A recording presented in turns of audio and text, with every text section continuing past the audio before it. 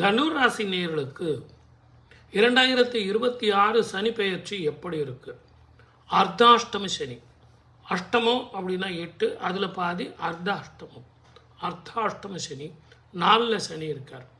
தாயினுடைய உடல்நிலையில் அக்கறை வேணும். பயணங்களில் மிக கவனமாக இருக்கணும். உடல் ஆரோக்கியம், இஎன்டி ப்ராப்ளம், கால் வலி, மூட்டு வலி இருக்கும். இதுக்கெல்லாம் என்ன பரிகாரம் பலன் அப்படின்னு பார்க்கணும். முதல்ல யாருக்கு வேணாலும் சனியின் தாக்கம் இருக்கும். 12 ராசிக்காரர்களை எல்லாருக்குமே. இந்த தனுர் ராசிக்கு என்னுடைய பார்வையில் நான் படுறது, மற்ற ஜோதிடர்கள் மாறலாம், அர்த்தாஷ்டம சனி இவங்களுக்கு ஒன்றும் பண்ணாது அப்படிங்கிறது என்னுடைய எண்ணம். ஏன்னா 4ஆம் இடத்துல இருக்கக்கூடிய சனீஸ்வரருக்கு தனுசு ராசிக்கு 2க்கும் 3க்கும் உடையவன் தான் அவனது சொந்த வீடு. அவனது வீட்டுக்கு அவனே கெடுதல் செய்ய மாட்டான் அப்படிங்கிறது ஒரு நம்பிக்கையாக இருந்தாலும் 1/6/2026 ஜூன் மாதம் உங்களுக்கு குரு பயிற்சி வர்றதுனாலேயும், அந்த குரு பயிற்சி வர்றது 9ஆம் பார்வையாக உங்களுக்கு குரு பார்க்குறார். குருவனுடைய 9ஆம் பார்வையாக பார்க்கறதுனால அர்த்தாஷ்டம சனி வேலை செய்யாது. அது மட்டும் இல்லாமல் சனி வக்கரத்தில் போகிறார். ஆகவே உங்களை பொறுத்த வரைக்கும் இந்த ஆண்டும் உங்களுக்கு அர்த்தாஷ்டம சனி பெருசாக இருக்காது. இருந்தாலும் சனிக்கிழமை தோறும் சனீஸ்வரருக்கு எல்தீபமும் கிரக பீட போகணும் இல்லைங்களா?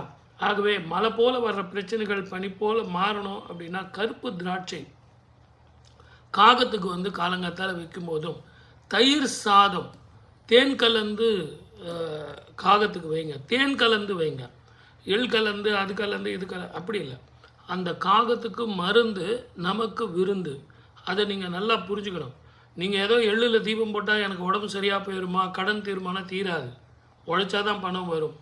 ஆனால் அடுத்தவங்களுக்கு அது உபயோகமாக இருக்கிறதுக்கு நீங்கள் கொடுக்கறதும், அவங்க அதை உபயோகப்படுத்தி சந்தோஷப்படுறதும் உங்களை வாழ்த்துறது தான் லாஜிக். ஆகவே காகத்துக்கு நீங்கள் தேன் கலந்த தயிர் சாதமும் கருப்பு திராட்சையும் இந்த 2.5 வருஷத்துக்கு நீங்கள் பண்ணிக்கிட்டு வந்தால், வக்கரம் வருதுன்னு சொன்னீங்களே பரவாயில்லையா அப்படின்னா, வக்கரம் வந்தால் கூட சரி இதை செய்யுங்க. அதே மாதிரி சளி சேராமல் பார்த்துங்க. கால் வலி, மூட்டு வலி இருந்தால் கைவேத்தியம் பண்ணுறது, அதை பண்ணுறது இதெல்லாம் வேண்டாம். இந்த தேர்தல் நேரத்தில் கொஞ்சம் வாயை கட்டி சும்மா இருங்க. தேவையில்லாத நான் அவனுக்கு உதவுறேன், இவனுக்கு உதவுறேன், நான் அவனுக்கு அட்வைஸ் பண்ணுறேன், அதெல்லாம் தேவையில்லை. அடுத்தவங்களுக்கு ஜாமீன் கையெழுத்து போடுறது, பஞ்சாயத்துக்கு நான் பதில் சொல்கிறது, உங்கள் வேலையை நீங்கள் பாருங்கள்.